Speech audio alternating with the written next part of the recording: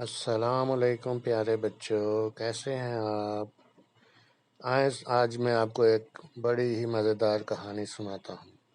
کہانی ہے ایک کسان کی، لیکن کہانی شروع کرنے سے پہلے پلیز آپ سب میرے چینل کو سبسکرائب کر دیا کیجیے، تاکہ مجھے پتہ چلے کہ کتنے بچے اس وقت میری کہانیوں کو سنتے ہیں۔ تو میرے چینل کو سبسکرائب کر کے آپ اپنی محبت کا ثبوت دیں، تاکہ مجھے بھی پتہ چلے کہ میرے ساتھ کتنے بچے محبت کرتے ہیں۔ تو آئیں سناتے ہیں آپ کو ایک کہانی ہے ایک کسان کی جو ایک گاؤں میں رہتا تھا۔ کسان بہت غریب آدمی تھا اور بڑی مشکل سے اپنا گزر بسر کرتا تھا۔ اس کے پاس ایک گدھا تھا اور وہ گدھا بہت ہی کمزور لاغر سا تھا۔ کسان نے ایک دن سوچا کہ کیوں نہ میں اس گدھے کو شہر میں لے جا کر فروخت کر دوں اور چند اچھے پیسے کما لوں۔ یہ سوچ کر اس نے اپنے گدھے کو تیار کیا تاکہ وہ اس کو لے جا کر شہر میں فروخت کر سکے۔ تو وہ اپنے گدھے کو لے کر شہر کی طرف چل پڑا۔ شہر گاؤں سے کافی دور تھا اور اس کو کافی لمبا سفر طے کرنا تھا۔ سفر طے کرتے کرتے آخرکار وہ شہر میں جا پہنچا اور اس نے مارکیٹ میں اپنے گدھے کو فروخت کے لیے رکھ دیا۔ وہاں پہ ایک بادشاہ اور اس کے وزیر کا گزر ہوا، جو کہ کسان کو دیکھ رہے تھے۔ بادشاہ نے کسان سے پوچھا کہ تم اس گدھے کو فروخت کرنا چاہتے ہو تو کتنے پیسوں میں فروخت کرو گے؟ کسان نے بادشاہ سے کہا میں اس کے 50,000 روپے لوں گا۔ بادشاہ سن کر بہت حیران ہوا کہ ایک معمولی سے گدھے کی قیمت 50,000 روپے ہے، آخر اس میں ایسی کیا خوبی ہے؟ کسان نے کہا میرا جو گدھا ہے اس کے اوپر جو کوئی بیٹھتا ہے تو اس کو اللہ کا گھر دکھائی دیتا ہے، یہ بہت کرامتی گدھا ہے۔ بادشاہ یہ سن کر بہت حیران ہوا کہ واقعی اس گدھے پہ بیٹھنے کے بعد اللہ کا گھر دکھائی دینا شروع ہو جاتا ہے۔ اس نے کہا ٹھیک ہے، میں تم سے یہ گدھا لے لیتا ہوں، لیکن اگر تمہاری بات غلط ثابت ہوئی تو میں تمہاری گردن کاٹ دوں گا۔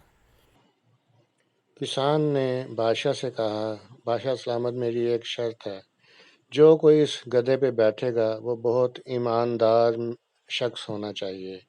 بے ایمان شخص اس گدھے پر بیٹھے گا تو اس کو اللہ کا گھر نظر نہیں آئے گا۔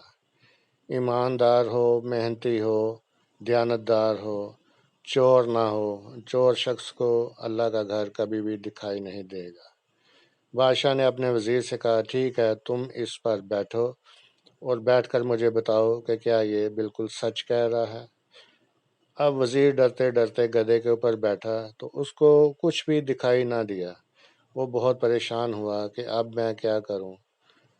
اگر میں نے کہا کہ مجھے کچھ نظر نہیں آ رہا تو یہ کسان کہے گا کہ یہ گنہگار ہے، چور ہے، بے ایمان ہے، تو بادشاہ میری گردن اڑا دے گا۔ تو وزیر نے جھوٹ موٹ کہنا شروع کر دیا کہ واہ واہ، مجھے اللہ کا گھر نظر آ گیا، ماشاء اللہ، یہ دیکھو اللہ کا گھر۔ یہ بات سن کر بادشاہ جو تھا وہ بہت حیران ہوا۔ اس نے وزیر سے کہا اچھا، واقعی تمہیں اللہ کا گھر نظر آ گیا ہے، تو اترو پھر میں بھی اللہ کے گھر کی زیارت کرتا ہوں۔ یہ کہہ کر بادشاہ بھی جو تھا وہ گدھے کے اوپر بیٹھ گیا، لیکن بادشاہ کو ابھی کچھ دکھائی نہ دیا۔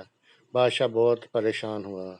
اس نے کہا اگر میں نے کہا مجھے کچھ دکھائی نہیں دے رہا تو یہ سب لوگ کہیں گے کہ بادشاہ بے ایمان ہے، چور ہے، تو میری بے عزتی ہو جائے گی۔ اس نے یہ سوچ کر جھوٹ موٹ کہنا شروع کر دیا کہ واہ واہ، مجھے بھی اللہ کا گھر نظر آ گیا، وہ دیکھو سامنے اللہ کا گھر، ماشاء اللہ، یہ گدھا تو واقعی بہت کرامتی ہے۔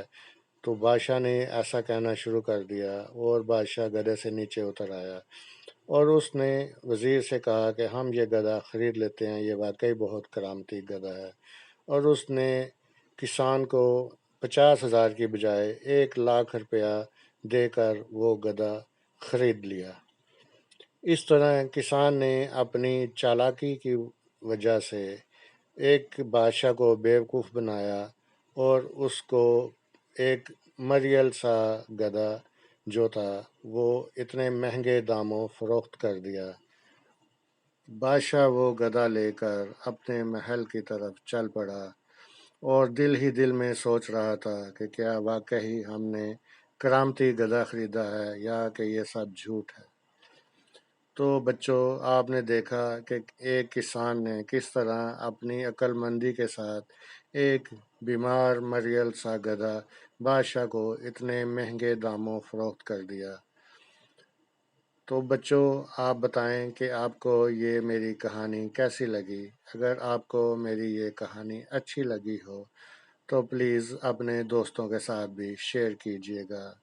تب تک کے لیے اپنا خیال رکھیں۔ اللہ حافظ۔